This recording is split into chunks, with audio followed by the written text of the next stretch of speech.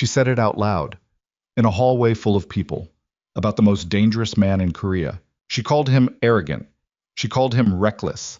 And then, almost to herself, like a confession she hadn't meant to make, she said he was devastatingly handsome, and that was probably the most infuriating thing about him. The hallway went completely silent, not the polite silence of people pretending not to listen. The other kind. The kind where lungs stop working and feet stop moving, and every single person in that corridor suddenly finds a reason to study the floor. Nyla Brooks realized it half a second too late. He had been standing behind her the entire time. If you're already hooked, drop a like and tell me what city you're watching from. I want to see how far this story travels. Now let's get into it. The morning had started the way most of Nyla's mornings started, badly, and before 6 a.m. Her alarm went off at 5:45, and she silenced it with the flat of her palm before it could wake her roommate through the thin apartment wall they shared on the east side of Seoul. She lay there for exactly 4 seconds, staring at the water stain on the ceiling that she'd been meaning to report to the building manager for 3 months, and then she got up. There was no slow easing into consciousness, no scrolling through her phone, no sitting on the edge of the bed, stretching. She got up because there was no version of this morning where staying in bed was an option. She had 47 garment bags to prep, a seating chart for a shoot that the creative director had rearranged twice overnight, and a coffee order for 12 people that she'd memorized because writing it down somewhere accessible was apparently too straightforward a solution for anyone on the KMJ Media Productions team to accept. She was in the shower at 5:47, out by 5:58, and dressed in the dark because the overhead light in her room had burned out 6 days ago, and she hadn't had time to replace the bulb. That was the shape of Nyla Brooks' life. Not tragic, not dramatic, just consistently, grindingly inconvenient in ways that she handled quietly and alone, because that was what she did. That was what she had always done. She was 29 years old, a wardrobe coordinator for the fashion and media division of Kong Industries, which was the legitimate face of something considerably less legitimate that nobody in the company openly discussed, but everyone quietly understood. She had been in Seoul for 3 years. Before that, Atlanta. Before Atlanta, a childhood in a small city in North Carolina that she had left the moment leaving became an option, and she didn't talk about that either. She was good at her job. Genuinely, technically good. The kind of good that people noticed without acknowledging, where things just ran smoothly when she was in the room and fell apart the moment she stepped out. She knew fabric, she knew lighting and how it interacted with color. She knew which senior directors had fragile egos about certain aesthetic choices, and how to navigate those fragile egos without losing her own professional standards entirely. She knew how to carry 3 garment bags and 2 coffee trays simultaneously without spilling anything, which sounds like a low bar until you try it in 4-inch kitten heels on a polished marble floor. What she was less good at was keeping her mouth shut when she was tired. That was the thing. That was always the thing. The Kong Industries flagship studio was a 40-minute subway ride from her apartment, and she arrived at 6:42, which was 8 minutes earlier than she was required to be there, and still somehow not early enough because the freight elevator was occupied by a lighting crew, and she had to carry everything up 3 flights of stairs.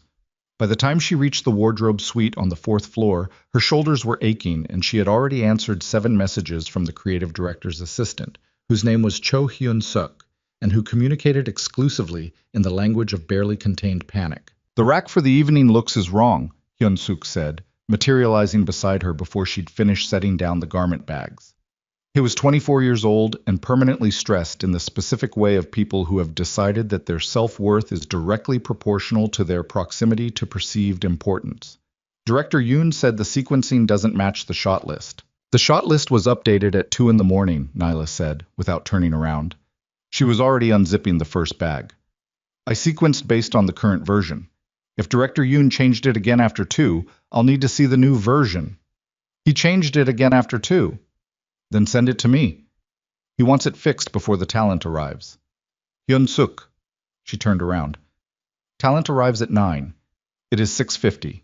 Send me the shot list and I will fix it. That is how this works." He sent her the shot list. She fixed it. By 8:15, the wardrobe suite was exactly as it needed to be. The coffee order was distributed, and Nyla had eaten approximately half of a granola bar standing over a trash can because there wasn't time to sit down. The first talent arrived at 8:50, a junior model named Sue Ah, who was 19 and nervous, and kept apologizing for things that weren't her fault, which Nyla recognized as a specific kind of learned behavior and felt the particular quiet ache of recognizing it. "You're fine," Nyla told her, more gently than her usual tone. "Stand here. Let me check the neckline. Stop apologizing. Sorry. That one doesn't count." Sua almost smiled. Almost. The shoot was for a new luxury fragrance line, Kong Industries' expansion into the beauty sector, which had been generating internal excitement for 6 months and external speculation for longer. The creative concept was atmospheric soul nightscapes, all deep blues and silver light, the kind of aspirational aesthetic that cost extraordinary amounts of money to make look effortless. There were 12 models, a photographer flown in from Paris, whose name Nyla couldn't pronounce on the first try, 2 creative directors who disagreed with each other about nearly everything, and a studio floor that had been converted into something resembling a high-end film set. It should have been a clean operation. It was not a clean operation. By 11 in the morning, 2 of the looks had been rejected by the Paris photographer because they didn't align with his vision. One model had a wardrobe malfunction that Nyla repaired with a safety pin and genuine expertise, and director Yoon had changed the shot list again. Nyla moved through all of it the way she moved through everything, quietly, efficiently, without visible complaint, because visible complaint was a luxury she had calculated she couldn't afford. She was in the back corridor behind the studio floor at 11:37, navigating 3 heavy garment bags in one arm and a tray of coffee in the other, when she made the mistake. The mistake was this. She was tired, and her coworker Ji-young was walking beside her, and Ji-young had just made a casual observation about the company owner, about Kong Min-jae, whose name was spoken in this building with a particular quality of reverence that Nyla had always found slightly suffocating. And instead of saying nothing, instead of offering the neutral sound she usually offered when these conversations arose, Nyla opened her mouth. "He's got everyone in this company walking on eggshells," Nyla said. Her voice was flat, factual, the way she said most things. "Every time someone mentions his name, the whole room changes temperature. I've been here 3 years, and I've seen that man maybe 4 times. And every single one of those times, the people around him looked like they were trying to remember how to breathe normally. That's not leadership. That's just intimidation dressed up in expensive suits." Jae-young made a sound that wasn't quite agreement. Nyla adjusted the garment bags. "And he makes every major creative decision from a distance. Do you know what the lighting budget for this shoot is?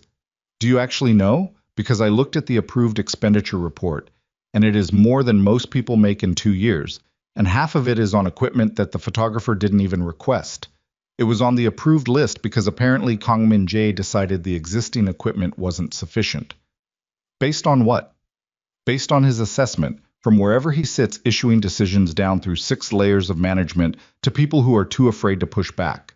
"Nyla." "I'm not saying he isn't. I mean, look." She shifted her grip on the coffee tray. "The man is clearly not stupid. Everything he touches makes money. And yes, he is. I mean, objectively, the photographs of him are." She made a sound that was somewhere between dismissive and honest. "Devastating. Fine, objectively. But devastating and dangerous are not mutually exclusive qualities, and I have worked in enough environments surrounded by powerful men who mistake fear for respect to know the difference. He is arrogant. He is probably ruthless. And the fact that he's beautiful about it doesn't make him less dangerous. It makes him more." She stopped talking. Ji-young had stopped walking. The corridor had gone very, very quiet. Nyla became aware of several things simultaneously. The particular quality of the silence, the way Ji-young's face had changed, the fact that the footsteps she had assumed were her own echo were slightly offset, and a warmth at her back that didn't come from the overhead lighting. She turned around. He was standing approximately 4 feet behind her. Kong Min-jae was 36 years old, and he looked exactly like the photographs. Except that photographs apparently weren't capable of capturing the specific weight of his presence, which Nyla would describe later in the private architecture of her own thoughts as something atmospheric, like barometric pressure dropping before a storm. He was wearing a charcoal suit without a tie, which somehow looked more formal than if he'd been wearing one. He was not particularly tall for a man who occupied as much space as he did. He had the kind of face that belonged in the campaign imagery on the studio floor, all strong angles and a quality of stillness that could read as calm or dangerous depending on how you looked at it. I was looking at her with dark, unreadable eyes and the very slight expression of a man who has just heard something unexpected.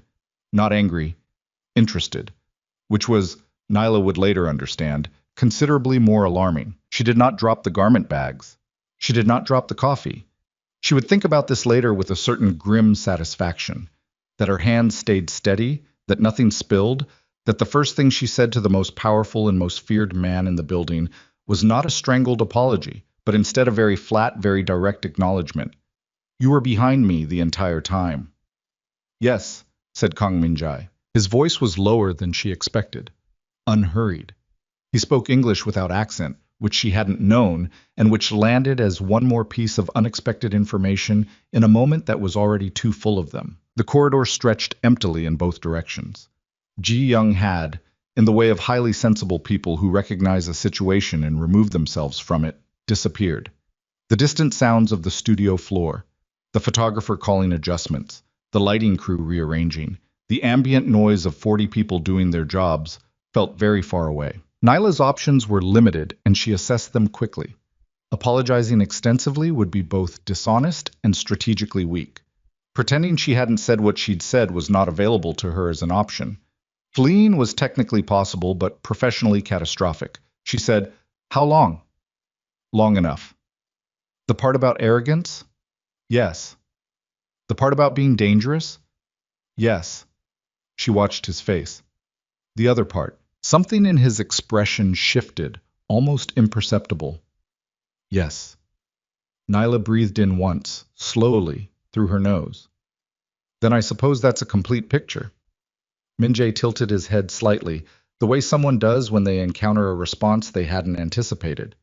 He looked at the garment bags, then at the coffee tray, then back at her face, and something in his expression wasn't anger or amusement, but something in between them that she didn't have a clean word for. "You're the American," he said. It wasn't a question. "Nyla Brooks, wardrobe coordinator, fashion division, 3rd year." She had the dazed thought that she was basically giving him a resume in a hallway after insulting him to his face. "I should continue," he said. She blinked. "I'm sorry?" "What you were saying. Continue." She stared at him. "You want me to continue criticizing you to your face?" "You were already doing it to my back." He paused. "This is more honest." There were several things Nyla could have said. She didn't say most of them. What she said was, "I was telling the truth, not performing. I don't adjust what I actually think based on who I think is listening. That is apparently a flaw I have." "Most people in this building don't think at all," he said. "They repeat what they've decided I want to hear." He looked at her for a moment longer than was entirely comfortable. "You are not most people in this building." "No," she said, "I'm not." He reached out. She didn't step back, though every instinct she had fired simultaneously, and took one of the garment bags from her arm. The weight redistributed. She felt the relief in her shoulder before she could stop herself from feeling it. He handed the bag to the man she now realized was standing 10 feet behind him, who she also hadn't noticed, who had the quiet and specific quality of someone whose job involved not being noticed. "The coffee," Minjay said, "is getting cold." "I know," Nyla said. "Go deliver it." She looked at him. "Are you dismissing you?" "No." He put his hands in his pockets. The quality of his stillness was remarkable.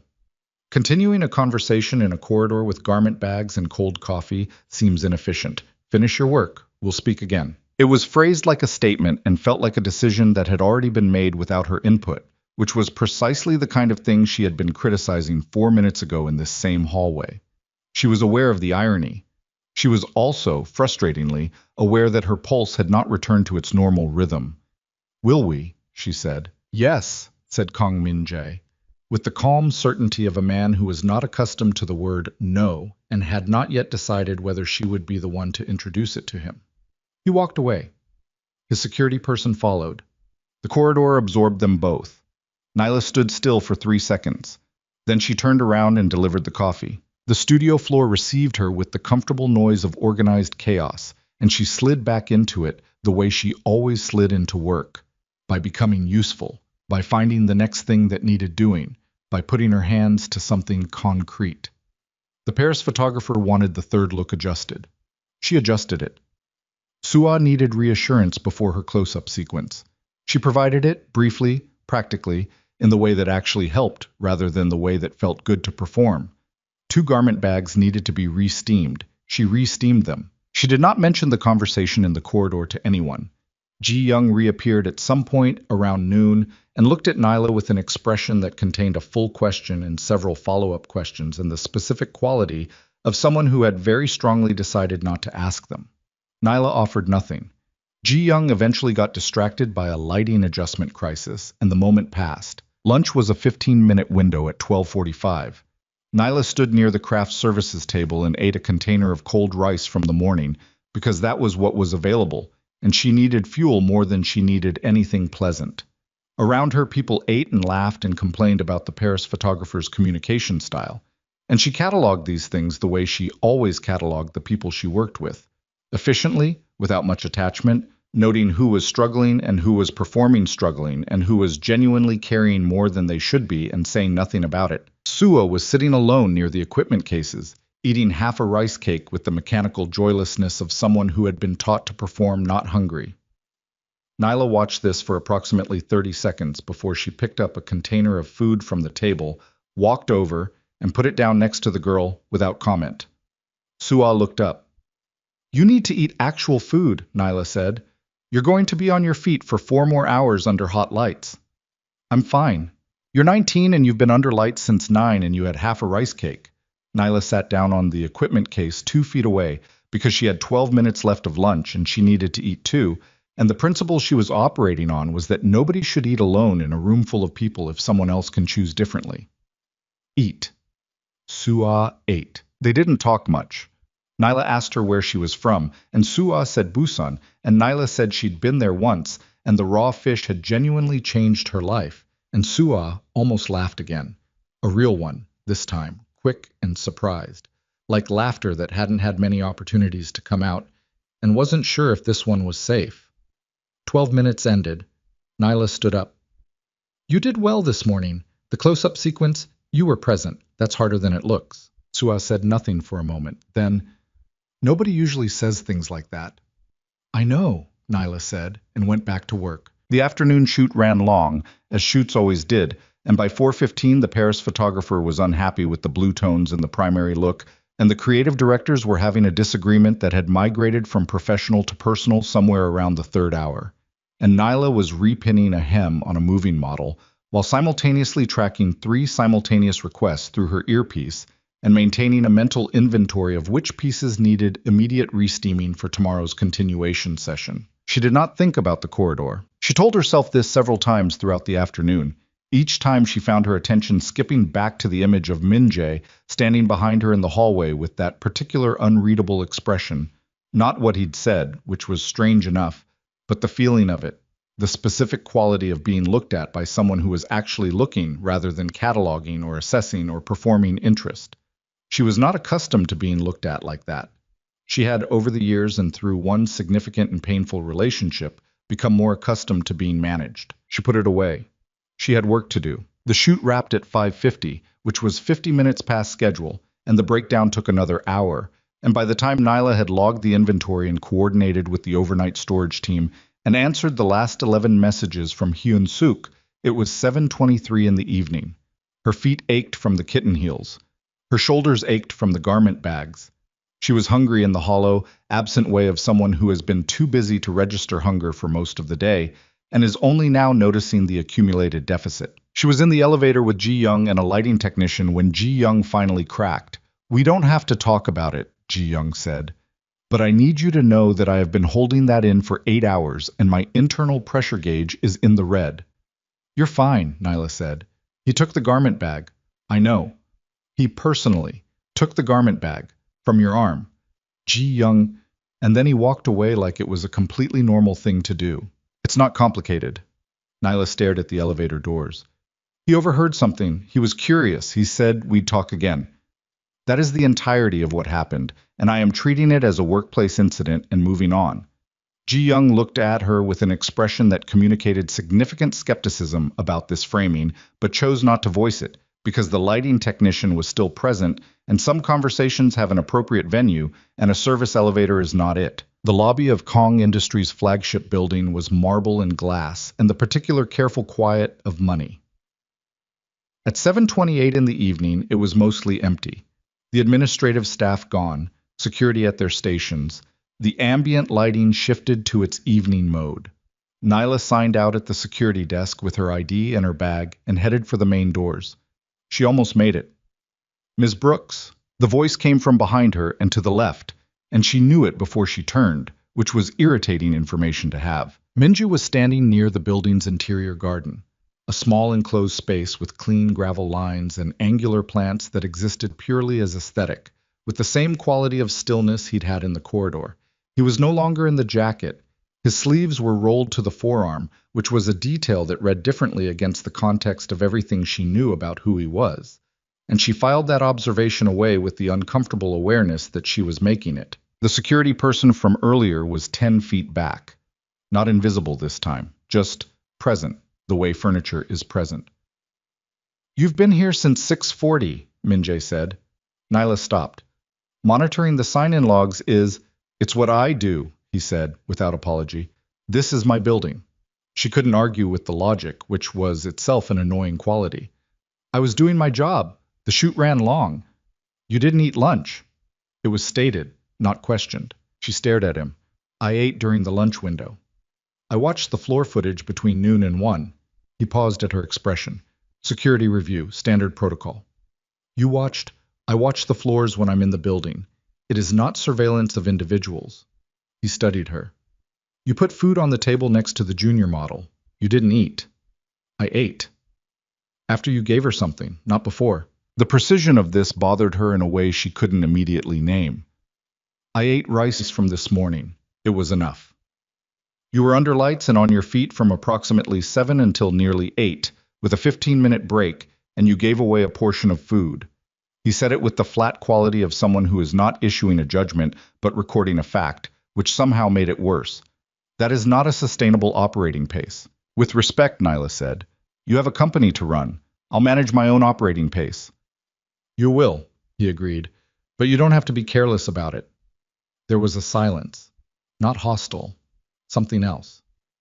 "You said we'd speak again," Nyla said. "Is this that?" "Yes." "What do you want?" The question came out more direct than she'd intended, but she didn't walk it back. She watched his expression. "To have dinner," he said. "With you. Tomorrow evening." She looked at him for a long moment. "That is either a request or an instruction. I'm not sure which." "A request," he said. Genuinely. "Why?" He considered the question with a seriousness that she hadn't expected, like it deserved a real answer, and he was going to give it one. "Because everyone in this building tells me what they've calculated I want to hear. And you stood in a hallway today and told me what you actually thought without knowing I was there, which means it was true." He held her gaze. "I don't encounter that. I was talking about you, to your back, while carrying garment bags." "Yes. And your response to that is churros, dinner?" "Yes." She was quiet for 3 seconds. "I'll think about it." He nodded once. Not surprised, not wounded, simply accepting of the terms, which was itself unexpected. "I'll have my assistant send you the details," he said. "If you decide yes." He walked past her. His security person followed. The lobby absorbed them.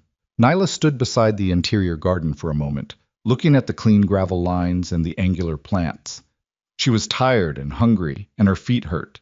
And she was standing in the lobby of a building owned by a man she had just described as arrogant and dangerous to his face, his back, technically, and who had responded to this by asking her to dinner. She had 347 new messages in the work channel. She had cold rice waiting in her refrigerator. She had a bulb to replace in her bedroom ceiling. She did not know what she was going to say. She walked out of the building into the Seoul evening, where the air was cool and the city was doing what it always did, running, moving, consuming itself. And she got on the subway, and she looked out the black glass of the window at the nothing moving past, and she thought about the specific quality of being looked at by someone who was actually looking. She thought about how dangerous that was. She thought about how she'd recognized it anyway. She was home by 8:47. She changed the light bulb first before eating because it felt like the kind of small competence she needed to have right now. The warm light came on. The room looked like her room. She ate cold rice standing at her kitchen counter, and she did not answer the message from the contact labeled KMJ Admin Private that arrived in her personal inbox at 9:03 politely and formally confirming the dinner reservation at Kang Min Jae's private dining suite for the following evening and noting that a car would be available at her convenience. She did not answer it. She went to sleep. She did not sleep well. In the morning, she answered it. She said yes. She told herself it was because she was a professional. And this was technically a professional development opportunity, and the most powerful man in the company had issued a direct invitation, and declining it entirely carried its own set of workplace consequences. She told herself that. What she couldn't tell herself, what sat underneath everything with the particular stubbornness of things that are true even when they're inconvenient, was the image of him standing in the lobby with his sleeves rolled up, saying, "You don't have to be careless about it," in the voice of someone who had been watching more carefully than she knew. That was the thing she hadn't expected, that he'd noticed. By the time she arrived at the studio on day 2 of the shoot, and Hyun-suk met her at the freight elevator with 12 new problems and a reshuffled shot list, word had already begun to move through the building in the way that it always moved through buildings like this one. Not in straight lines, but in whispers and glances, and the particular silence that falls over a conversation when the wrong person enters the room. Someone had seen them talking in the lobby. Someone had seen him take the garment bag. And by 10:15 in the morning, Ji-young was looking at her with an expression that had moved well past the red zone of her internal pressure gauge.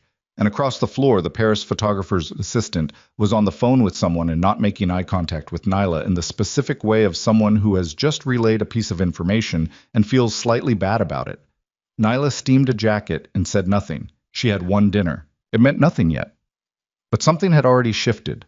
In the building, in the quality of space around her, in the way certain eyes tracked her movements and certain voices went quieter when she walked past. And she was old enough and experienced enough and had been through enough to recognize the sensation for what it was. It was the beginning of something. And beginnings, in her experience, were never as safe as they looked. She was pinning the collar on the 6th look of the morning when her phone buzzed in her pocket. She checked it quickly, expecting Hyun-suk, expecting another shot list revision, expecting any of the 100 operational fires she spent her days extinguishing. It was not Hyun-suk. It was an unfamiliar number, not KMJ admin, not the assistant, but a direct number, and the message was 4 words. Tonight. 7. Don't cancel. She stood in the middle of the studio floor with 47 garment bags and 12 models and 2 arguing creative directors and a Paris photographer who wanted everything different. And she read those 4 words and felt the particular sensation of something closing around her that was not quite a trap, and not quite a choice, and not quite anything she had a clean word for. She put the phone back in her pocket. She finished the collar pin. She did not reply. But she also, without fully deciding to, began calculating whether the black dress or the burgundy one was appropriate for a private dining suite in a building owned by a man who frightened the entire city of Seoul, and whether appropriate was even the right metric, and what it meant that she was calculating it at all. That question would still be unanswered 5 hours later, when Nyla arrived at the private dining floor, and a suited attendant opened a door and inside, past a table set with more quiet elegance than she had encountered in 3 years in this city, Kang Min Jae stood with his back to the city lights burning across Seoul below, and turned when she entered, and said her name. Not Ms. Brooks. Her name. And everything about the shape of the evening changed. The attendant closed the door behind her with the precise, soundless efficiency of someone who had been trained to disappear, and the room settled into a quiet that felt nothing like the quiet of the corridor yesterday or the lobby last night. This was different. This was the quiet of intention, of a space that had been arranged for a specific purpose, and was now waiting to see whether that purpose would be fulfilled. Kang Min Jae stood near the floor-to-ceiling windows on the far end of the room, the city spreading behind him in every direction, Seoul's grid of light going on further than the eye wanted to track. He had changed. A darker suit, still no tie, the collar open 1 button at the throat. He looked like a man who had thought about how casual to appear, and then decided the calculation itself was beneath him. He said her name. Not Ms. Brooks. Not the wardrobe coordinator. Not the American. Nyla. She stopped inside the door. The dress she'd chosen was the burgundy, not because it was appropriate, which it wasn't in any conventional professional sense, but because it was hers, because she'd bought it in a second-hand shop in Itaewon on a Tuesday when she'd had $60 to spare and felt like she deserved something that fit, and when she wore it she felt like herself rather than a function. She had decided, standing in front of her closet at 6:15, that if she was going to walk into something she didn't fully understand, she was going to do it as herself. "You already know my name," she said. "I've known it for 3 years." He moved toward the table, gestured to the chair on the near side with the particular unhurried quality of someone who has never had to rush anything. "Sit, please." She sat. The table was set with the kind of quiet elegance that doesn't announce itself. Dark plates, a low arrangement of branches, and small white flowers in the center. No candles, because the city through the glass provided its own ambient light. There was already water poured. 2 glasses of something darker beside them.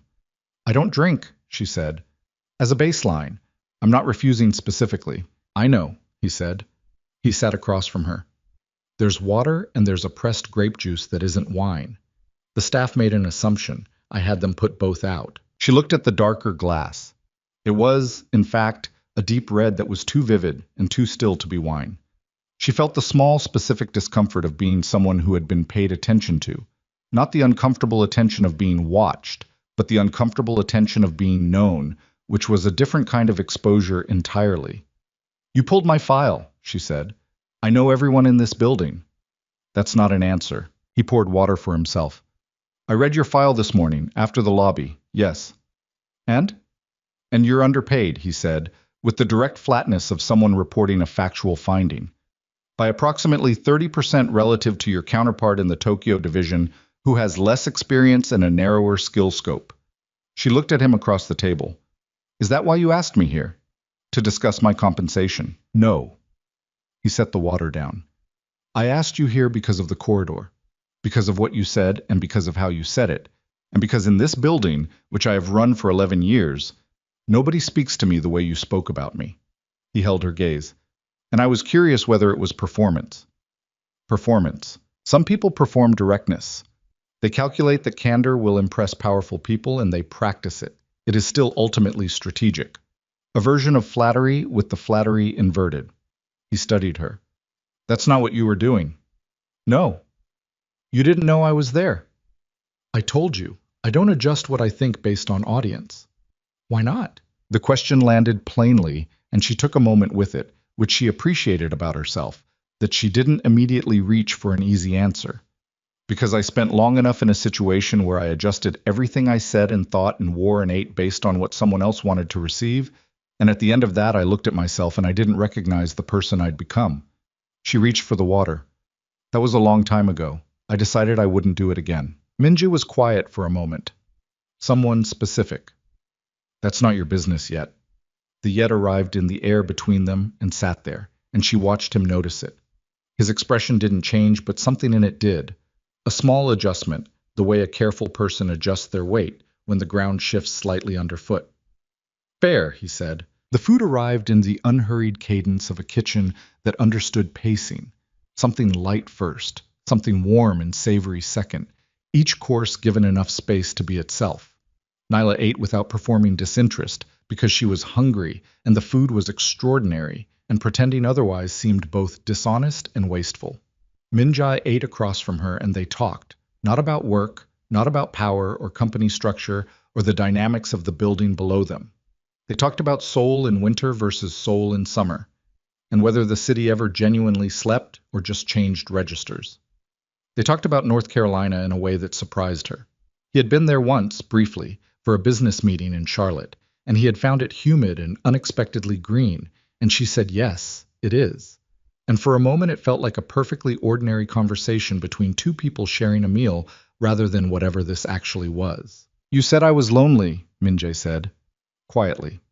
Not as an accusation, as a reference point. She set down her fork. "I said you were dangerous." "Before that, in the corridor." He looked at his plate briefly. "You said the people around me looked like they were trying to remember how to breathe. That's a specific observation. It implies something about what you think my daily environment feels like." She was quiet. "You were right," he said. "I am not making a bid for sympathy. I am saying you were accurate." "I know I was accurate." She looked at him. "I've been around men like you before. Different kind of power, different city, same shape of loneliness. It's very recognizable from the outside." "What shape is it?" She thought about it honestly. You're surrounded by people who need something from you, all the time, every room you walk into. And they perform loyalty because they need you functional and accessible. And they perform admiration because that's what they think you want to hear. And after long enough, you can't actually distinguish between someone who is genuinely in your corner and someone who has just memorized the script. She looked at him. So you stop looking. You stop expecting it, and you get very good at being alone in rooms full of people. He didn't answer immediately. Yes, he said. It doesn't make you less dangerous, she said. Just so we're clear. Lonely, powerful men are arguably more dangerous than comfortable ones. The combination of those things is not softening information. He almost smiled. It didn't reach his eyes, but it reached the corner of his mouth, and it looked genuine, which was different from every other expression she'd seen from him tonight. You won't let me have anything. I'm not here to give you things.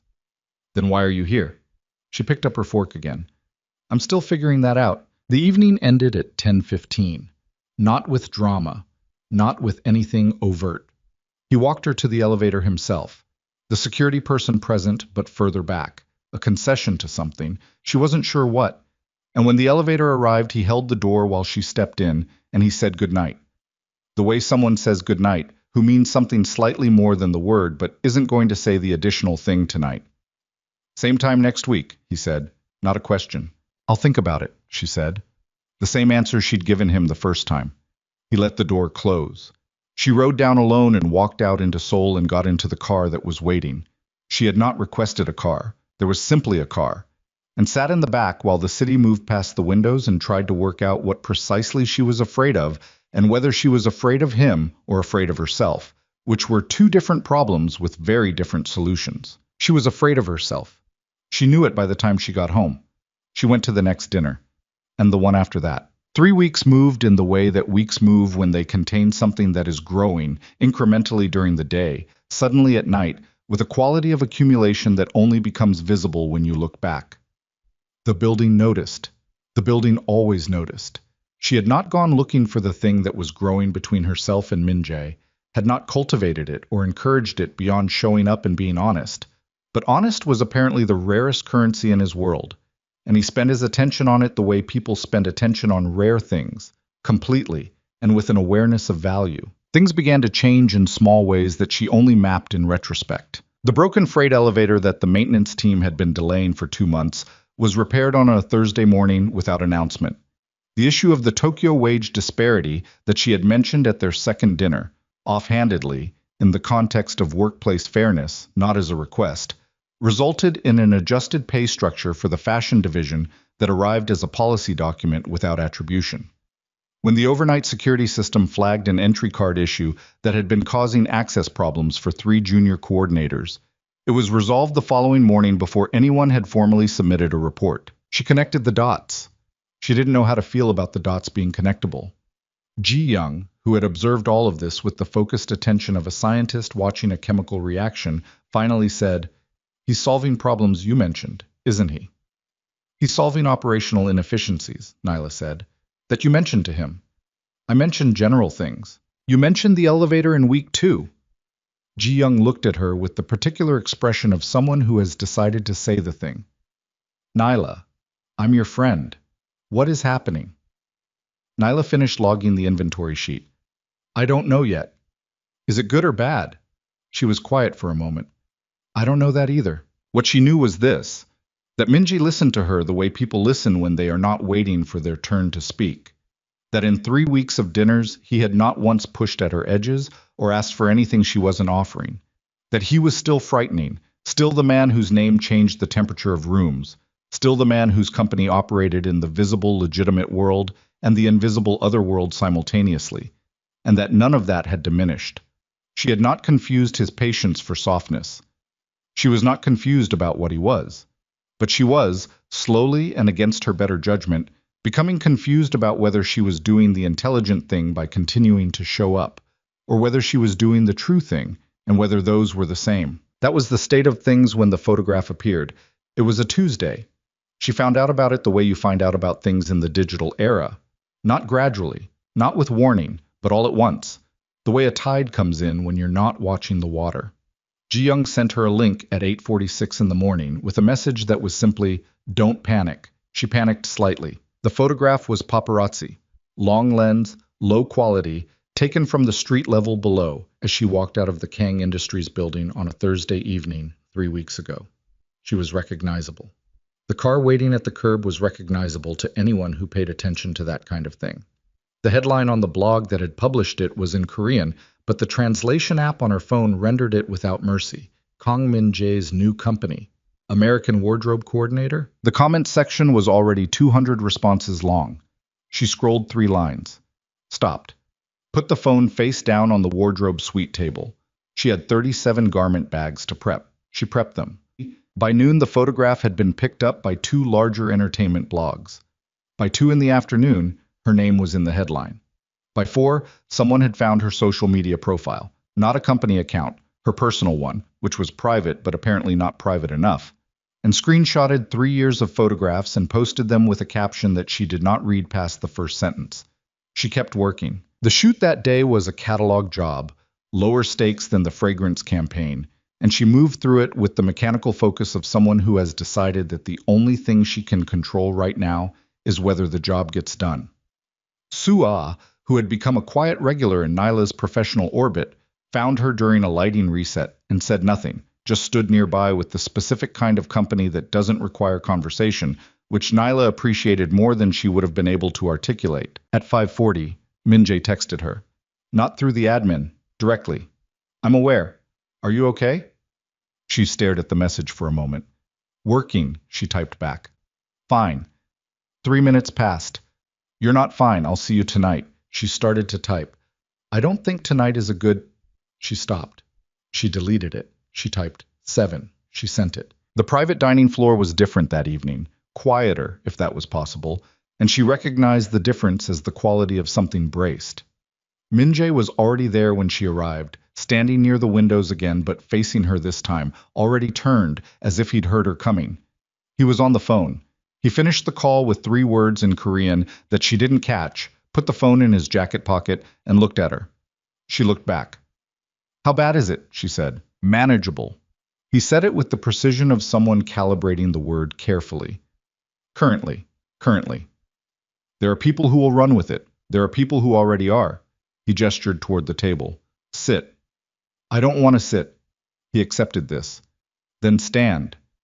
He moved away from the window and stood near the center of the room, 6 feet from her. The photograph is low quality and taken in a public location. It shows you leaving the building. It does not show you with me. It shows me getting into your car. A car. My name is not on the car. People know the car. Yes. He didn't pretend otherwise. People in a specific circle know the car. That circle is currently making inferences and posting them publicly. She felt the specific tightness in her chest that wasn't quite fear and wasn't quite anger, but lived between them. I have a private social media account. Someone went into it. Someone screenshotted everything. Something moved in his expression. I know. Who? I'm looking into it. His voice was flat in the way it got when something had his attention completely, and not in a comfortable sense. It takes time to trace digital activity correctly. I will know by tomorrow. She stared at him. You're already running a trace. Yes. Because of a tabloid photograph. Because someone accessed a private account without authorization and is using the contents to target you. His voice did not rise. It never rose. But it had the quality of something that was controlled specifically because it needed to be. That is not a tabloid matter. She felt the ground shift slightly under her feet. Not because of what he'd said, which was, objectively, the measured response of someone with resources responding to a genuine privacy violation, but because of how he'd said it. Not like a powerful man managing an inconvenience in his vicinity, like someone who was angry on her behalf. The specific, focused anger of someone who does not get angry often, and therefore means it completely when they do. She had not prepared for that. This is going to get worse, she said, before it gets better, if it gets better. Yes. People are already... The comments on that blog. She stopped, started again. I have been in Seoul for 3 years, and I built something here. Professional reputation, a small one, but mine. And now, it won't be lost. You don't know that. I know what I can protect. He said it simply. No performance of certainty, no borrowed confidence. And I know what this city does to women who become adjacent to me in the public eye, and I will not let that happen to you without what? Her voice came out sharper than she meant it. Without your intervention? Without Kang Min-jae deciding that I'm under his protection now, and everything that comes attached to that word. Do you understand what that means for me? Do you understand what it means to be a woman who looks like me, in this industry, in this city, and have it be publicly known that the most feared crime boss in Korea has decided she's his what? His project? His person? She stopped herself. Her breath was shorter than she wanted it to be. I'm not a problem you get to solve. The silence after that had weight. Min-jae looked at her with the expression of someone receiving something accurate and painful at the same time, and not flinching from it. No, he said, you're not. Then what am I? This question cost her something. She felt it leave her. He was quiet for 3 seconds. 4. The soul lights burned behind him. Someone I want to be honest with, he said, which is not the same as someone I want to manage. He held her gaze. I know the difference, and I know you know the difference. That is why you've been showing up for 3 weeks. She wanted to argue with that. She found she couldn't. The photograph, she said. The comments. The person who went into my private account. She looked at him.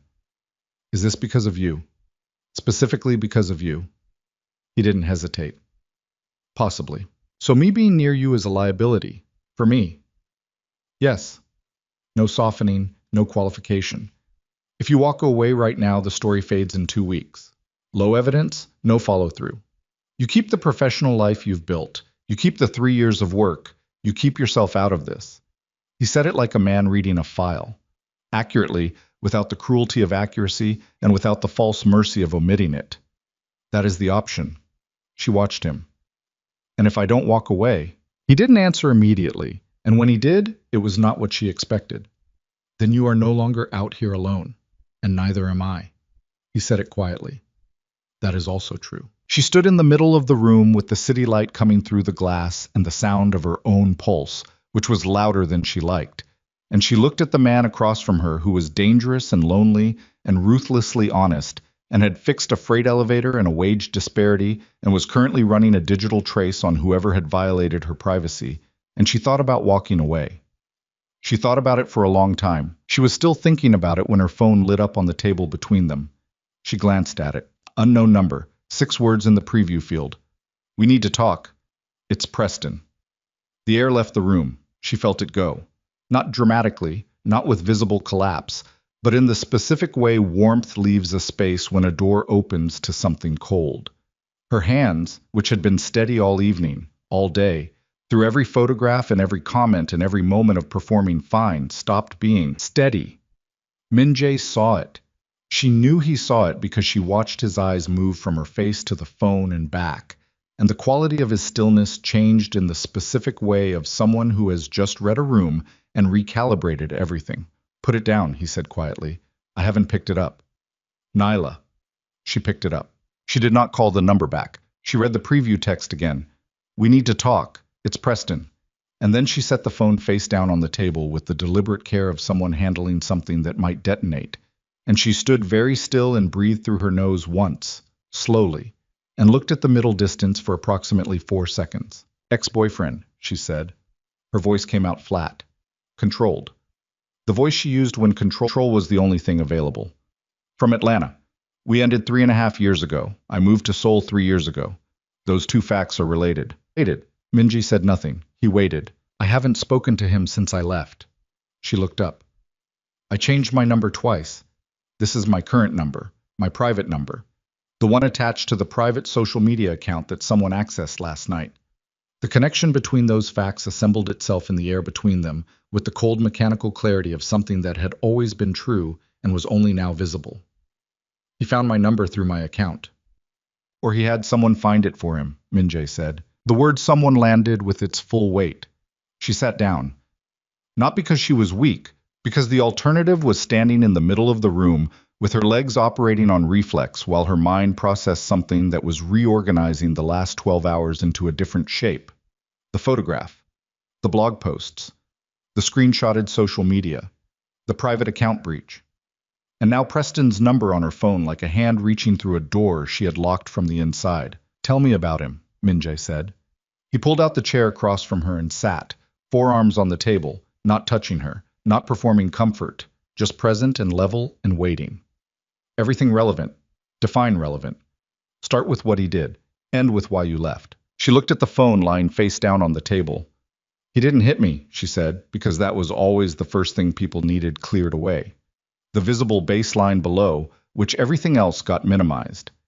He was meticulous about how I presented myself, what I wore, how I spoke in public, who I spent time with. He'd frame it as preference, as caring about me. It took me a long time to understand the difference between someone who has preferences about their partner and someone who is methodically reducing their partner's world down to a size they can manage.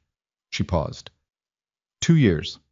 It took me 2 years to understand that difference, and then it took me another 6 months to actually leave, because by then I had convinced myself on some level that I was the problem, that I was too sensitive, that I was misreading things, that he loved me, and love sometimes felt like this. Minjay was listening with his full attention. When I left, he was, she chose the word carefully, unhappy about it.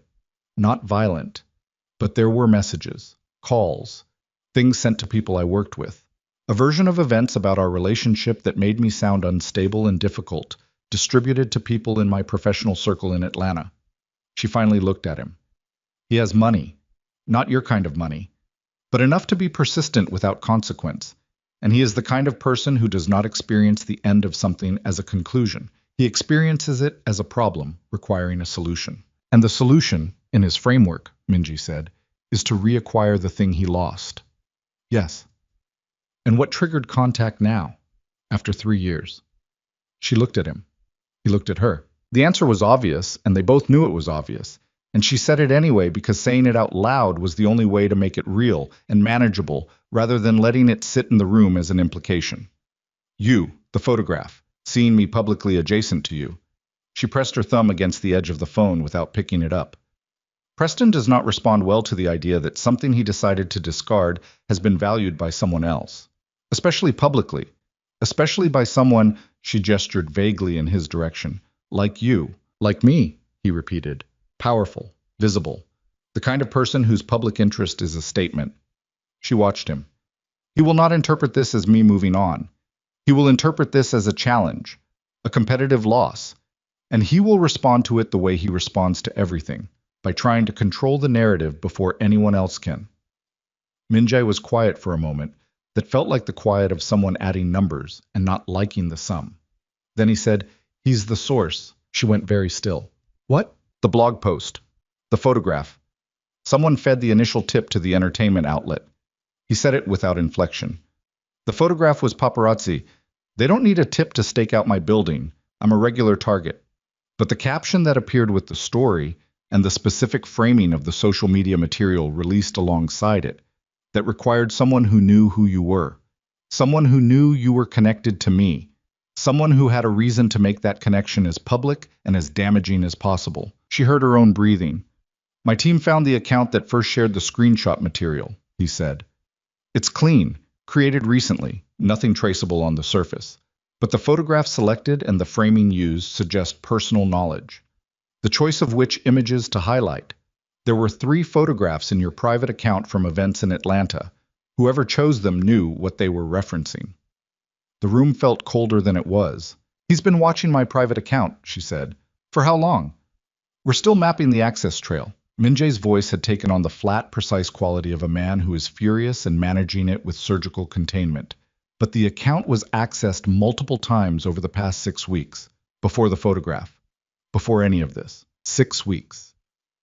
She had been having dinners for 3 weeks. The access had started 3 weeks before that, which meant Preston had not found her through the photograph. He had been watching before the photograph. He had been watching, and then the photograph had arrived as confirmation, and he had used what he already had to. "He's been monitoring me," she said, "this whole time." "Yes." She stood up. Not with direction, just up. Because sitting still with that information inside her was physically impossible.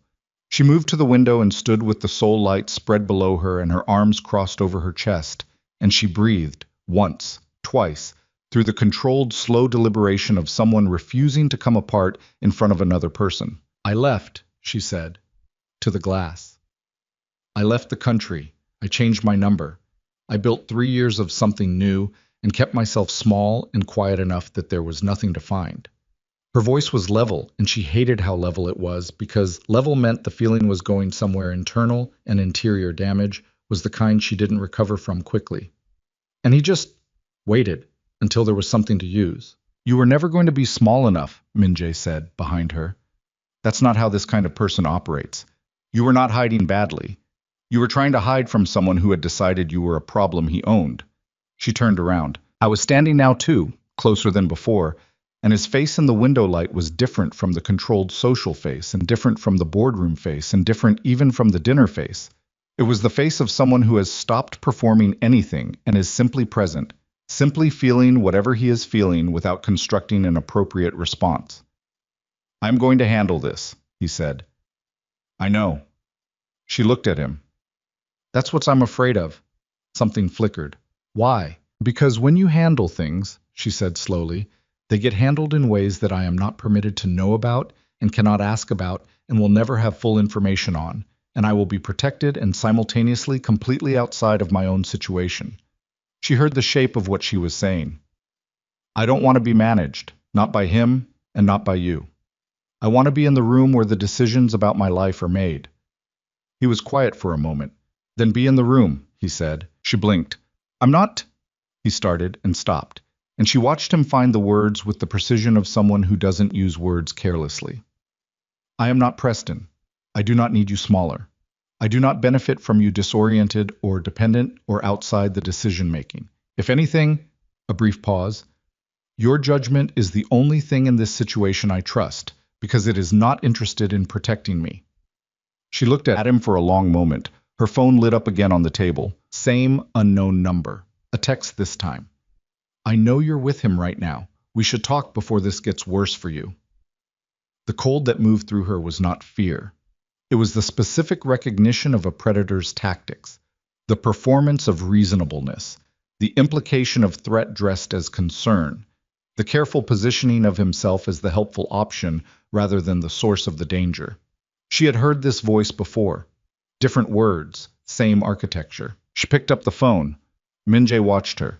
She typed back 3 words. Don't contact me. Blocked the number. Set the phone down. He'll find another number, she said. Yes. He'll escalate. Yes. She looked at the window. At Seoul. At the city that had been hers for 3 years. Small and quiet and genuinely hers. And she understood with the clarity of someone who has been through enough to recognize a before and after moment that she was standing in one right now. That tomorrow would not look like yesterday. That whatever she had been building in this city in the shape of a private, manageable life was already changed, and the question was not whether the change could be avoided, but what shape she was going to take inside it. She did not cry. She had stopped being someone who cried about the wrong things long enough ago that the reflex barely registered.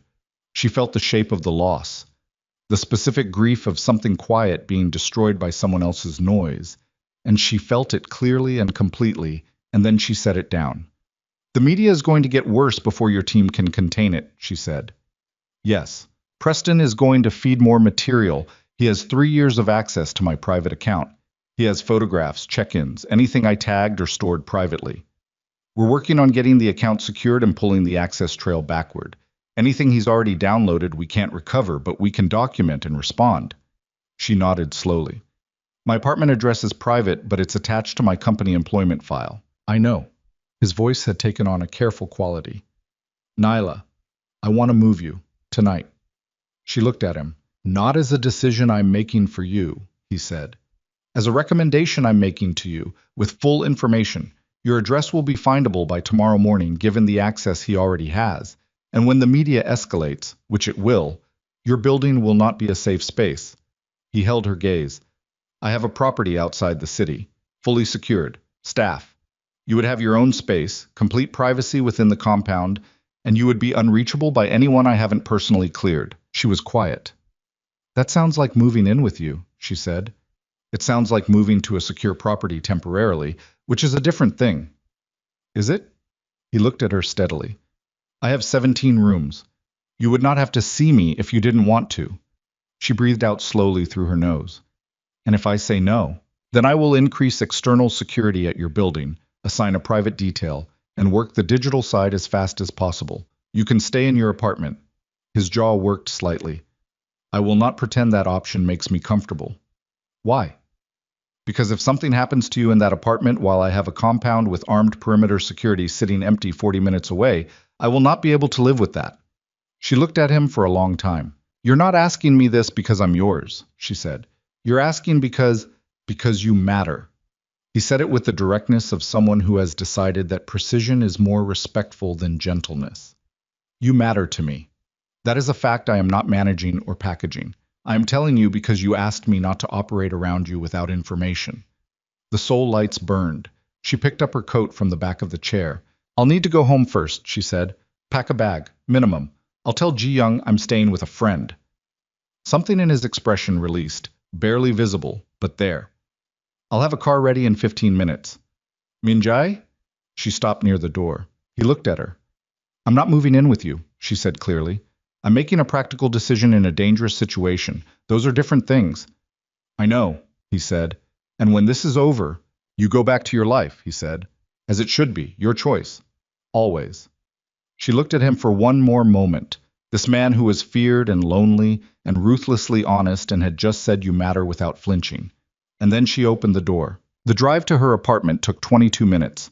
She packed in 14, efficient, practical, the bag of a person who has learned to move quickly when moving quickly becomes necessary. She was in the elevator heading back down when her phone buzzed. Not the blocked number. Her work phone. A notification from a news aggregator app she'd downloaded 3 years ago to track industry coverage. She opened it. The headline had gone from entertainment blogs to a mid-tier news outlet. The language had shifted from speculative to declarative, and the photograph used was not the blurry paparazzi image of her leaving the building. It was a photograph from her private account, taken at a company event 2 years ago. Her smiling, in a room full of colleagues. The caption beneath it read, Sources close to Kang Min-jae confirm long-term relationship with foreign employee. Questions raised about workplace ethics and preferential treatment. Her throat closed. Sources close to Kang Min-jae. She read that again. Not sources close to Nyla Brooks. Not anonymous tips from entertainment insiders. Sources close to Min-jae. Which meant the story had been constructed to look like it originated from inside his circle. To look like someone in his world was talking. To make her appear as a leak in his operation, a liability. A woman who had gotten close enough to be dangerous to him professionally and personally. Preston had not just gone after her reputation. He had constructed a story that could turn Min-jae's own people against her. She was standing on the curb outside her building with her bag when the car arrived, and she got in, and she sat in the back seat looking at the phone screen while Seoul moved past the windows. And she felt the specific cold clarity of someone who understands that the game being played is larger than she initially assessed, and that the person playing it is not simply jealous or obsessive, but calculating, deliberately, methodically calculating. Preston Hayes had not contacted her because he wanted her back. He had contacted her to see if she could be frightened into retreating, into pulling away from Min-jae publicly in a way that would read as confirmation of the narrative he was building. If she withdrew, the story looked true. If she stayed, he had more material. Either way, he won something. Either way, she lost. She put the phone in her bag. She looked out the window. The car turned onto the mountain road 40 minutes from the city, and the lights of Seoul fell away behind them. And ahead in the darkness, the outlines of the compound resolved into shapes, walls, and lights along a perimeter, and the particular solidity of a place that had been built to keep things out. She thought about the woman in the photograph on that news site, smiling at a company event 2 years ago, in a room full of colleagues, not knowing that someone had been watching, had been accessing, had been waiting and cataloging, and building something out of the material of her ordinary life that she had never consented to give him. She had thought leaving was enough. She had been wrong. The gate opened ahead. The car moved through. Behind them, it closed. The compound at night was quieter than she expected. Not the silence of emptiness, but the silence of containment, of a place where the perimeter held something out and something in. The main structure was low and wide against the hillside, lit from beneath in a way that made it look like it had grown from the mountain rather than been built on it. Staff moved in the periphery with the discreet efficiency of people who had been trained to be present without being intrusive. Minjae met her at the door. He didn't say anything immediately. He looked at her face and read whatever was on it. She wasn't trying to hide it anymore. She was too tired to hide it. And he said, "What happened?" She showed him the phone. He read the headline, read it again. His jaw set in the specific way of someone receiving information that confirms a theory they had hoped was wrong. "Sources close to me," he said. "That's how it's framed. Nobody close to me spoke to that outlet." His voice was quiet and absolute. "This was constructed. The framing was chosen deliberately to put the origin inside my circle. I know." She put the phone in her bag. "He's not just trying to damage me, he's trying to make me look like a liability to you, so that either your people push back and you pull away from me to protect the operation, or you don't pull away, and the story becomes that you chose a woman over your business judgment." She looked at him in the entrance light. "Either way, he gets the separation. Either way, the narrative is that I caused damage." Minjae looked at her for a long moment with the expression of someone recalibrating the full scope of an opponent's strategy. "He's done this before," he said. "Yes. To you. In Atlanta. Different scale, same architecture." She shifted the bag on her shoulder. The weight of it was the weight of her apartment compressed to essentials, and she felt that weight specifically. What it meant to be standing in someone else's space with a bag of necessities because her own space was no longer safe. "He's very good at making the people around his target feel like the target is the problem. He did it with my coworkers in Atlanta. He did it with people I considered friends. By the time I left, half of them had a version of me in their heads that wasn't me. It was his version, distributed carefully over 2 years." Her voice stayed flat, but her hands were not entirely steady. "And I rebuilt. I came here, and I rebuilt. And now he's doing it again, except the audience is larger, and the stakes are—" She stopped. "Higher," Minjae said. "Yes." He stepped back from the door. "Come inside." She came inside. The interior of the compound was not what she had expected, which had been something fortress-like and coldly opulent. It was considered. Clean lines, natural materials, the kind of space that had been designed by someone who understood that power does not need to announce itself through excess. There were books on low shelves. There was art on the walls that she recognized as genuinely significant without being decorative. The lights were warm rather than architectural. A staff member appeared silently and offered to take her bag. She let it go. Minjae led her to a room that opened onto a covered terrace overlooking the hillside, and they sat, not at a table this time, but on low furniture near the glass, close enough that the mountain air came through the cracked panel, and the city was a distant amber smear below the tree line. He poured water. She drank it. "I need you to tell me what you want to do," he said. "Not what I think should be done. What you want." She looked at the city lights. "I want him to stop." She said it simply. "I want the access to my private life revoked. I want the narrative he's building dismantled before it becomes the permanent version of who I am in this city." She paused. "And I want to do it in a way that I can live with, that I can look back on, and know I didn't become something I don't recognize to survive it." "That's a complete answer," he said. "What does your team have?" "Enough to pursue legal action on the unauthorized account access. Enough to formally request takedowns on the material sourced from that access.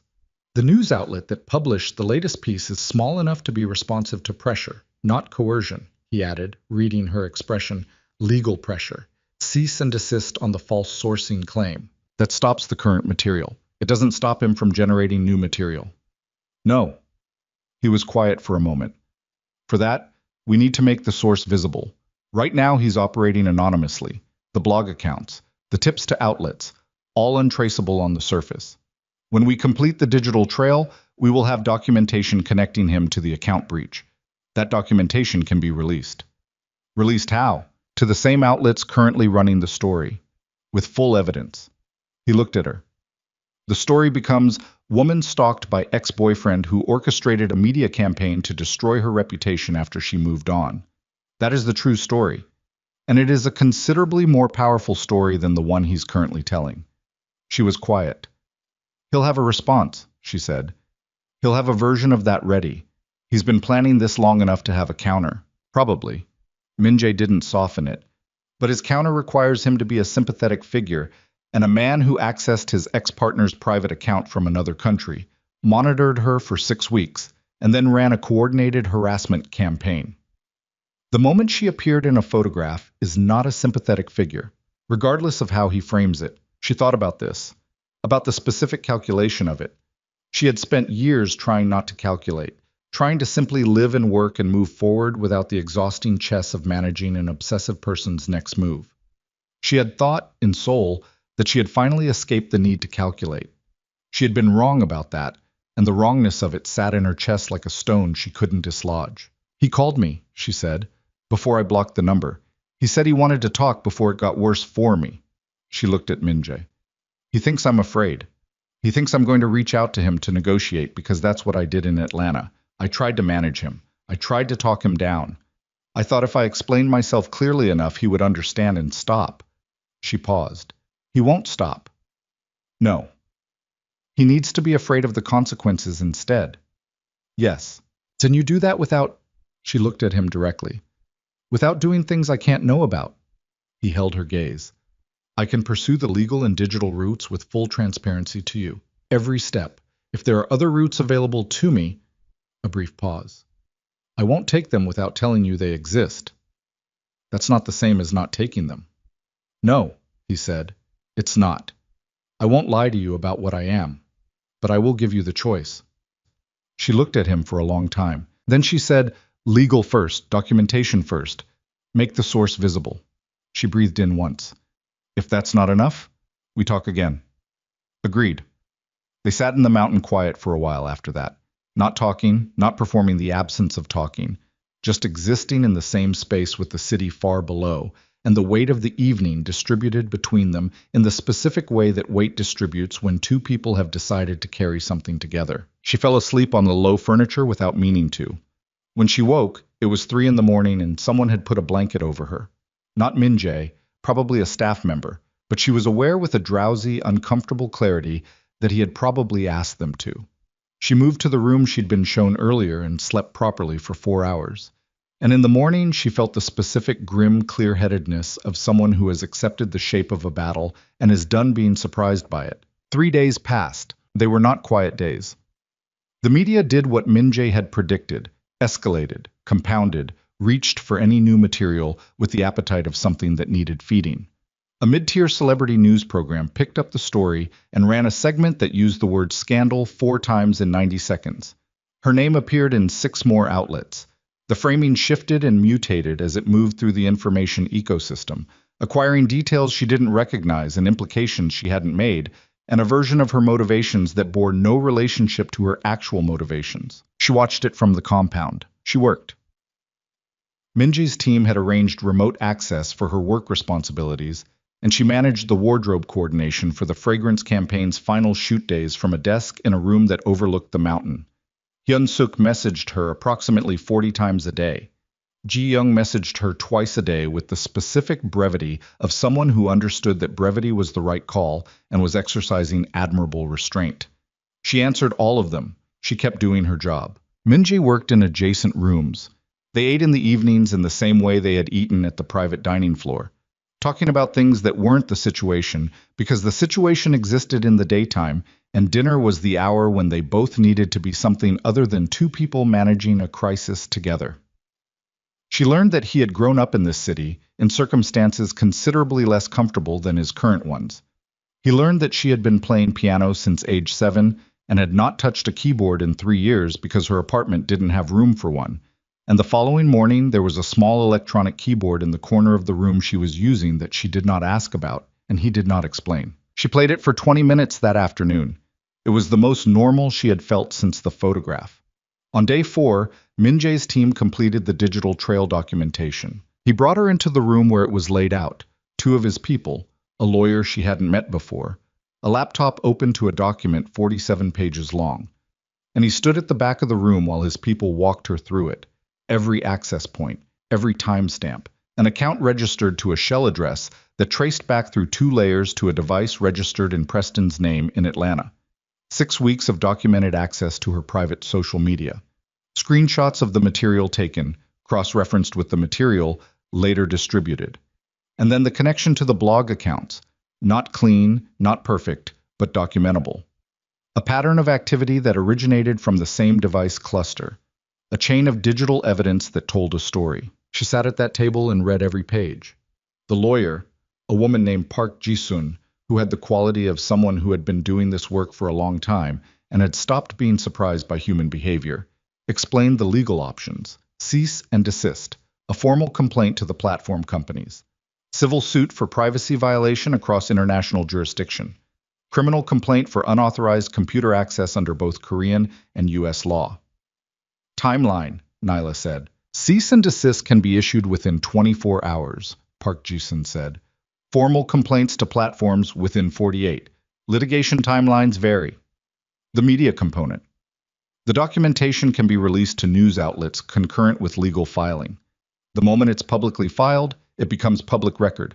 Any outlet currently running the story will have access to the counter-evidence simultaneously with the legal action. Nyla looked at the 47-page document on the table. She thought about Preston's voice on the phone preview. We need to talk. It's Preston. The specific tone of a person who believed the conversation was already over and was simply managing the announcement of its conclusion. The absolute certainty of a man who had calculated that she was still the woman who would try to manage him down, who would reach for negotiation and quiet resolution because making noise had always cost her more than it cost him. She looked up at Park Ji-sun. File everything, simultaneously, legal action and documentation release. I want it to move at the same time. Nyla. Min-jae's voice from the back of the room. She turned. Are you certain? He said, not discouraging, checking. The voice of someone who wants to make sure the decision is hers. Yes, she said. He nodded once. Park Ji-sun began making calls. It took 14 hours. Nyla stayed in the compound, worked her remote shift, ate dinner with Min-jae, and did not look at her phone until Park Ji-sun messaged her at 11:47 that night with 4 words. Everything filed. Watch morning. She watched morning. The story broke at 6:52. Not an entertainment blog this time, but a legitimate news source that had received the documentation and verified it independently before publishing. The headline did not use the word scandal. It used the word harassment. It used the word stalking. It used the phrase coordinated digital campaign. Preston's name was in the headline by 7:15. By 8, the outlets that had been running the original story were updating with correction notices. By 9, the framing had inverted completely. She was no longer the subject of the story. She was the subject of a crime. She was standing on the terrace with coffee in both hands when Min-jae came out and stood beside her and looked at the city below. It's moving, she said. Yes. It's not over. No. He looked at the horizon. He'll respond. He has resources. He'll look for a counter-angle. I know. She felt something that was not quite relief and not quite victory, more the particular solidity of someone who has stopped defending and started standing. But the story is true now. That matters. It matters, he agreed. She drank her coffee. Ji-young wants to come see me, she said. I told her I'm at a friend's outside the city. She can come. That's... Nyla turned to look at him. That's your compound. I know what it is. He looked back at her. It can also be a place where your friend visits you. Those two things can coexist. She looked at him for a moment. You're very strange, she said. Yes, he agreed without any particular concern about this assessment. She called Ji-young. Ja-young arrived that afternoon in the way Ji-young arrived at most things, loudly, with food, talking before she was fully through the door. She looked at Nyla with the exhaustive assessment of someone cataloging the evidence of the last 4 days. And then she looked around the compound's main room with the expression of someone recalibrating every frame of reference she had brought with her. And then she looked at Min-jae, who was passing through the room with a document folder, and who nodded at her once with the brief courtesy of someone who is leaving space rather than occupying it. Ji-young waited until he was gone. Then she turned to Nyla. I have questions. I know. Starting with, I know. Nyla, he has a mountain. It is a compound on a hillside. With a perimeter. Yes. Ji-young sat down on the low furniture with the specific weight of someone processing multiple layers of information simultaneously. Are you okay? The question was simple and direct, and it was the first time in 4 days someone had asked it in a way that expected a true answer rather than a functional one. Nyla sat down across from her. She thought about what true looked like. I'm scared, she said. Not of Preston. I'm done being scared of Preston. What he did is documented and public. and he doesn't have the shadow of anonymity anymore, which is the only real power he had. She paused. I'm scared of this. She gestured vaguely at the compound, at herself, at the space between those two things. I'm scared that I'm making decisions because I'm in a dangerous situation, and the dangerous situation makes one particular choice feel safe, and I won't be able to tell, until later, whether the choice was actually good or whether I was just running toward cover, Ji Young said. Yes. Ji Young was quiet for a moment. He put a keyboard in your room. Nyla blinked. How do you know that? Because I walked past the room, and there is a keyboard in it, and I know you haven't touched a piano in 3 years, and I know why, and I know that he must have found out somehow and just put one there, without making it a thing. Ji Young looked at her carefully. That's not a man who needs you to need him. That's a man who just noticed something. Nyla didn't say anything. I'm not telling you what to feel, Ji Young said. I'm just noting the keyboard. They ate the food Jia Young had brought. They talked about things that weren't the situation, about the fragrant shoots last day, about Sua, who had booked a campaign off the back of the work she'd done, about a film they'd both been meaning to see for months. The afternoon moved in the way afternoons move when you let yourself be in them instead of fighting them. Ji Young left at 5. At the door she stopped, turned back and said, For what it's worth. You seem like yourself, not a smaller version, yourself. Nyla held that. That's worth a lot, she said. That evening, Preston contacted Min-jae directly. Not through a blog. Not through an outlet. Directly, a formal communication through his legal representation sent to Min-jae's company legal address, which meant Preston had retained a lawyer fast enough that he'd been expecting the documentation release and had prepared a response. Park Ji-sun brought it to them together. The letter was careful and lawyerly, and it said, between its careful lines, several things simultaneously. That Preston disputed the characterization of his activities, that he had documentation of his own pertaining to the nature of Nyla's relationship with Min-jae that he was prepared to introduce publicly, and that he would consider withdrawing from further media engagement in exchange for a private settlement, and the language here was precise, acknowledgement from Ms. Brooks that certain characterizations were inaccurate. Nyla read the letter twice. He wants a retraction, she said. He wants a public statement from you saying he didn't do what he did, Park Ji-sun said, in exchange for him stopping. And if I don't give it, he introduces his counter-documentation, which we don't yet know the contents of. Min-jae, standing at the window, said nothing. Nyla looked at the letter in her hands, at the careful legal language dressed around the naked core of what it was. One more version of the same demand Preston had been making since Atlanta. Say what I need you to say. Make the version of reality I prefer. Do it quietly, do it quickly, and I will let you have your life back. She set the letter down on the table. What documentation could he have? She said to Min-jae directly. He turned from the window. About us, she said. About whatever he's claiming is the nature of what we are. She looked at him clearly. Is there anything he could have found that reframes this in a way that hurts you? Min-jae held her gaze. Nothing true. But something usable. Photographs of you at this compound could be presented in any number of damaging frames. He said it without looking away. He will use the optics of your being here against you and against me simultaneously. So the offer is, I publicly discredit myself and you, or he publicly distorts us both. That is the offer. She was quiet. The room waited. And then, from the doorway, a voice she didn't recognize said, Ms. Brooks. She turned. A woman stood at the entrance to the room. Late 20s, Korean, well-dressed in a way that was professional rather than decorative, with the specific look of someone who has driven a significant distance with a decision already made. One of Min-jae's staff hovered behind her with the expression of someone who had tried to announce this arrival and had been overridden. I apologize for arriving without contact, the woman said. Her English was careful and clear. My name is Han Soyeon. I am... She paused, and in the pause was the weight of something she had rehearsed saying and still found difficult. I am Preston Hayes' fiancé. The silence in the room rearranged itself completely. Nyla felt Min-jae go still behind her. She felt her own stillness. She looked at the woman in the doorway, at Han Soyeon's face, which was not the face of someone who had come to attack or to threaten, but the face of someone who had come because the alternative was to say nothing, and she had decided she couldn't do that anymore. He doesn't know I'm here, Soyeon said. She looked at Nyla directly, with the quality of someone who has decided that directness is the only thing left that means anything.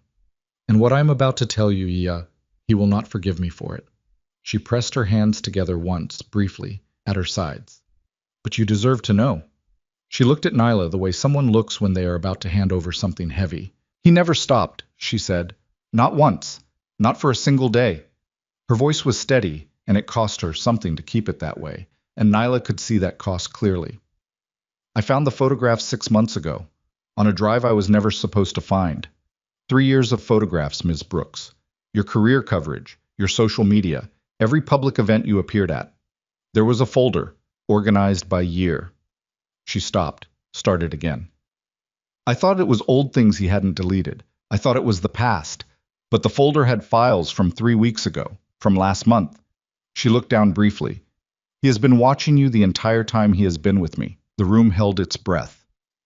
He told me the media story was coincidental, that he happened to see your photograph and recognized you, and it was nothing. Soyeon's voice thinned slightly. And then last night I found the draft documents on his laptop. The counter-strategy materials, the documentation he is planning to release about you and Mr. Kang. And I understood that this was not coincidental and it was not nothing, and she stopped, looked at Nyla. He's going to use photographs from that private folder, she said. Things he took without your knowledge, things from before you left Atlanta. Her jaw set. And I have all of it. The original folder, the drafts, the access logs he kept. She reached into her bag and set a USB drive on the table between them. I made copies before I left. Nyla looked at the drive, at the woman who had driven here with it, at the specific courage of someone who had decided that the right thing cost too much not to do it. She looked at Min-jae. I was looking at this drive too, and his expression was the expression she now recognized as the one he wore when something had his full attention and he was containing everything he felt about it with the focused discipline of a man who has learned that undisciplined feeling is a liability. But beneath the containment, barely visible, was something that looked like fury, clean and cold and completely already walking toward it. She stayed 3 more days, not because she had to, not because the security situation required it, or because Park Ji-soon needed her present, or because Min-jae asked her to stay. She stayed because she woke on the morning after the filings and looked at the mountain light coming through the window and felt, for the first time in a week, something that was not the adrenaline of crisis or the managed numbness of survival. And she wanted to sit with that feeling long enough to understand its shape before she carried it back into ordinary life. The 3 days were quiet in a way she hadn't experienced in a long time. She worked her remote shift each morning. She ate breakfast alone on the terrace and ate dinner with Min-jae in the evenings, and spent the middle hours of the day in a kind of deliberate stillness that wasn't rest exactly, but was the thing the body does when it has been running a long time and finally receives permission to stop. She played the keyboard for 40 minutes on the second afternoon. Nothing practiced, nothing structured, just her hands finding notes the way hands find familiar things in the dark. She didn't know Min-jae was in the doorway until she finished, and the silence that followed was the slightly different silence of a room with a person in it. She didn't turn around. How long? She said. A few minutes. You could have said something. You were playing. She set her hands in her lap. I was just finding things. It wasn't performance. I know, he said. That's why I didn't say anything. She turned around then. He was leaning against the doorframe with his jacket off and his arms crossed, and the particular expression of a man who has seen something he wasn't expecting and is still processing what it means. Not sentimental about it. Just present with it, the way he was present with most things that mattered to him. I used to play every day, she said. In Atlanta, before Preston, before all of it. It was the thing that was purely mine. Nobody could have an opinion about it. Nobody was watching. It was just the space where I was completely alone and completely okay with that. She looked at the keyboard. He didn't like it, the time it took, the fact that it wasn't for him. She paused. After a while I played less, and then I stopped. And I told myself I just didn't have time anymore, which was the story that was easier than the true one. Min-jae said nothing. The true one was that I had learned to preemptively remove the things he might criticize, she said, before he could criticize them, so there was nothing to defend. She looked at her hands. By the time I left, I had gotten very small, very efficiently small, like I had folded myself down to the minimum dimensions required to exist without generating friction. And Soul, he said. Soul was the unfolding. She looked up. Slowly. 3 years of slowly. Getting back to the original size. She held his gaze. And then you, which was a different kind of challenge to the smallness. How? She thought about it honestly. Because being small is a protection. If you're quiet enough and invisible enough and take up the minimum necessary space, there's nothing to target, nothing to damage. You're safe because you're not quite real enough to hurt. She paused. And then someone starts actually seeing you, and you have to decide whether being seen is worth the exposure. Is it? He said. She looked at him for a long moment. Ask me again in a year, she said. Something in his expression was as close to warmth as she had seen from him, which was not effusive or demonstrative, but was real, which was worth more than either of those things. A year, he said. Minimum. I can work with minimum. She went home on the fourth morning. The drive back into Seoul took 40 minutes, and the city received her the way it always had, without ceremony, without acknowledgement, the way a large, indifferent thing receives a small returning piece of itself. Her building looked exactly the same. The elevator worked because it had been working for 3 weeks since the maintenance team had fixed it. Her apartment smelled like her apartment. The particular domestic smell of her own things existing in a specific configuration of space. And she stood inside the door for a moment after the lock clicked behind her and breathed it in. Home. Hers. Still intact. She unpacked the bag methodically. Hung the burgundy dress. Put the toiletry bag back under the sink. Made the bed with the precise, somewhat compulsive thoroughness of someone reclaiming a space. Then she sat on the edge of the bed and looked at the light fixture overhead. The bulb she had replaced the night before the corridor, the night before any of this. A detail that now seemed like something from a different version of her life. And she let herself sit with all of it. The shape of the week. The shape of what had changed. Her phone had 42 messages she hadn't read. She read them in order, which meant she started with the oldest and worked forward through the crisis in reverse, watching the tone of Ji Young's messages shift from concerned to alarmed to steadied to relieved. Watching Hyun-suk's messages maintain their consistent register of professional anxiety undisturbed by any event in the external world. Watching a message from a number she didn't recognize resolve itself when she looked at the contact name the message had automatically pulled into Sua, the junior model, who had somehow obtained her number and sent a single message 3 days ago that said, I heard things got bad. Hope you're okay. You told me I did good in the close-up. I just wanted to say that back. Nyla read that one twice. She typed back, I'm okay. Thank you. You did good. She made coffee. She sat at her kitchen counter with it and looked at the water stain on the ceiling that she still hadn't reported to the building manager, and she thought about the specific texture of ordinary life, how it persisted, how it waited, how it was always there on the other side of extraordinary things being exactly what it was, persistent and mundane and hers. The legal process would take months. Park Ji-sun had outlined the timeline with the precise honesty of someone who did not believe in managing expectations optimistically. There would be proceedings. There would be documentation submitted and contested. Preston had retained new legal representation within 48 hours of his first lawyer's withdrawal.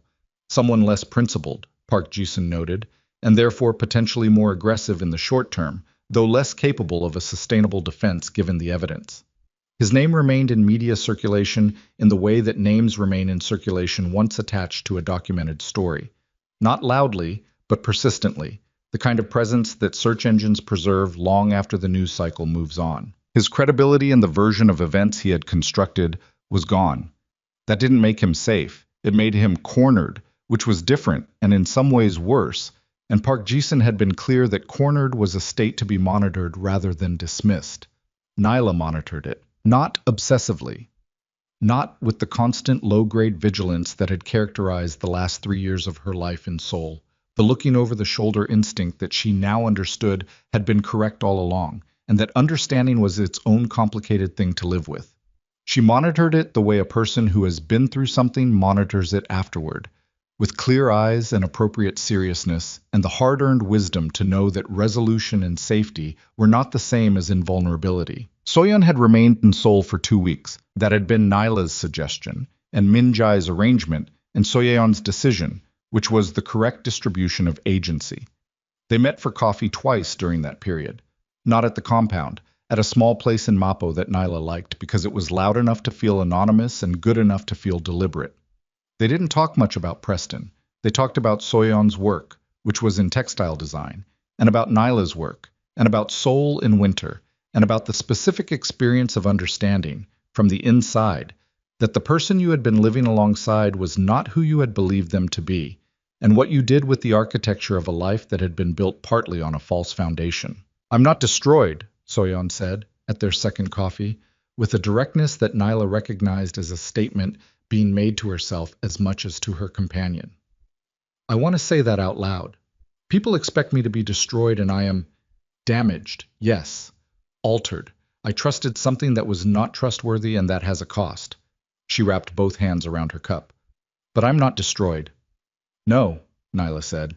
"You're not." "How do you know? You barely know me." "Because you drove to that compound alone with evidence in your bag," Nyla said. "That is not the action of a destroyed person. That is the action of someone who decided that the version of herself who does nothing was unacceptable." She paused. "Destroyed people do nothing. They just endure." Soyeon looked at her. "I endured for a long time," Nyla said. "That's how I know the difference." Soyeon went back to her life. She sent a message from the airport that was 3 words: "Thank you, truly." And Nyla saved it without analyzing why. The fragrance campaign launched 6 weeks after the shoot. Nyla saw the final images for the first time in a company-wide email, and she stood in the wardrobe suite and looked at them on her phone screen and felt the specific satisfaction of seeing something she had contributed to fully realized. The colors right, the textures right, the way the light interacted with the fabric exactly as she had calibrated it to. Good work, recognizable as hers even where her name wasn't attached, which was how most of her work functioned and which she had made peace with long enough ago that the peace was genuine. Su-ah was in 3 of the images. She looked present, not performing presence, actually present, in the way that is rarer than it sounds and more visible than people expect. Nyla sent her a message with the images attached. "Look at what you did." The response came in 40 seconds. A string of characters that resolved into an image of Su-ah holding her phone and crying very slightly and grinning at the same time, which was, Nyla thought, one of the more purely good images she had received on her phone in recent memory. Minji called on a Tuesday evening, 6 weeks after she had left the compound. Not a text. An actual call, which was unusual and which she answered on the second ring. "Are you free Friday?" he said. "What's Friday?" "Dinner." She was quiet for a moment. "The private dining floor." "No." A brief pause. "There's a restaurant in Hanam, small. The owner trained in Osaka. It's not a Kang Industries property, and the reservation is under a different name, and I would like to have dinner with you there." She understood what he was offering. Not the controlled environment of his world, not the compound, or the private floor, or the arranged car. A restaurant. A table that anyone could see. A version of this that existed in the regular world rather than the secured one. "People might see us," she said. "Yes. There might be photographs." "There might be." "You're not concerned." "I'm not concerned," he said, with the flat certainty of a man who has made a decision and is reporting it. "Are you?" She thought about it. She thought about the corridor and the garment bags, and the cold coffee, and the freight elevator fixed overnight, and the keyboard in the corner of a room, and a terrace at 3:45 in the morning with the city below them, and neither of them pretending to be somewhere else. She thought about what it meant to not be small, to not preemptively fold. "No," she said. "I'm not concerned."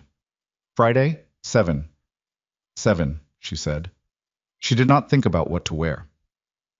Then she thought about it for approximately 2 hours on Thursday night and chose the burgundy dress because it was hers, and it fit, and she felt like herself in it, which was the only metric that had ever mattered. The restaurant was everything he'd described, small, specific, the kind of place that understood that excellence didn't require spectacle.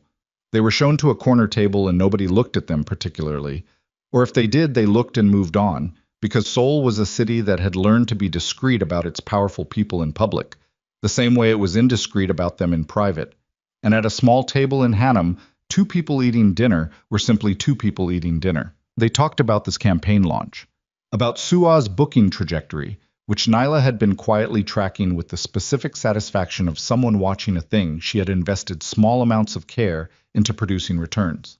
About a building Minjae was acquiring in Jeju that he thought was a mistake and was doing anyway, which she found both familiar and entertaining. Why do it if you think it's a mistake? She said. Because sometimes the mistake is interesting enough to be worth it. She looked at him. That is a very particular philosophy of risk. It's led to most of the things I don't regret. She held his gaze. Am I on that list? He looked at her the way he had looked at her in the compound in the morning light, the way he had looked at her in the corridor the first day, with the full specific weight of actually looking. You're at the top of it, he said. She looked back at her food. That's a significant statement from a man who doesn't make statements lightly, she said. I'm aware. And you're not walking it back. No. She was quiet for a moment. The restaurant moved around them. Other tables, other conversations, the ambient sound of a city living its evening. Ordinary, unremarkable, real. There's something I need to say to you, she said. That I've been, she paused, chose the word, organizing. In my head. He waited. When this started, the corridor, the dinners, all of it, I was not in a position to let anyone in cleanly. I had 3 years of careful distance built around me, and good reasons for all of it, and you appeared and started noticing things, and I didn't know what to do with being noticed. She looked at him directly. I was not easy. I pushed back on everything. I needed to be in every room where decisions were being made. I told you you were arrogant and dangerous to your own face. To my back, technically. Minjae, go ahead. I'm saying I was a lot. I am a lot.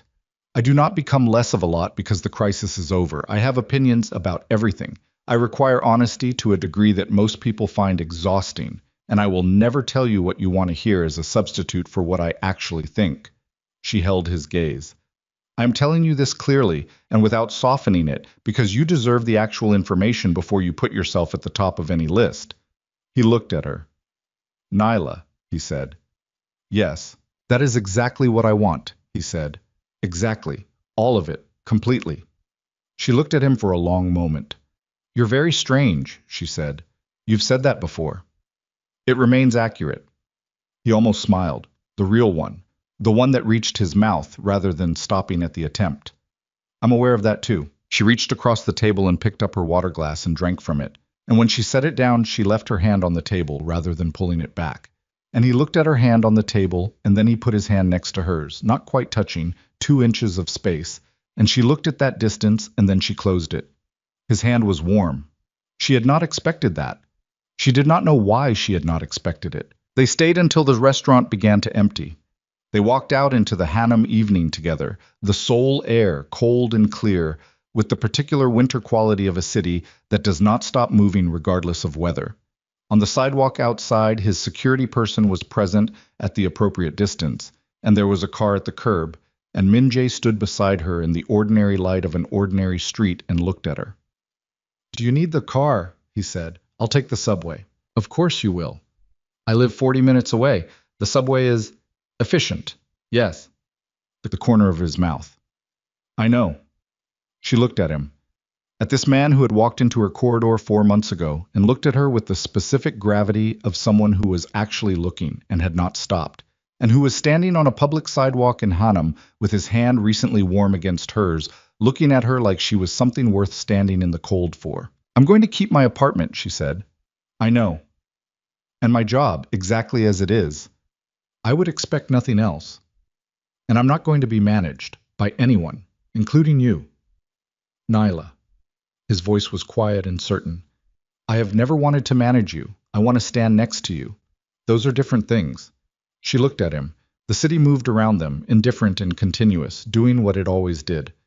Next Friday, she said. Something shifted in his face. The restaurant. Or somewhere else. Somewhere you haven't arranged in advance. She paused. Somewhere we find on the day. You want to improvise. I want to find out what you're like when nothing is arranged. She held his gaze. I want to know if you can do that. He thought about it, actually thought about it, with the honest consideration of someone who is genuinely uncertain. I can try, he said. That's the most honest thing you could have said. I know. She tightened her coat against the cold. Friday. Friday, he said. She walked to the subway. She did not look back. Not because she wasn't aware of him watching, but because looking back was the thing she had spent years not doing, and she was done using her rearview mirror as her primary way of navigating. The stairs took her down into the warm underground rush of the city, and the train came, and she stood in the car with her hand on the overhead bar while Seoul moved past the dark windows, and she felt the specific sensation of a person who has survived something and is standing on the other side of it in one piece, which is not the same as being unmarked.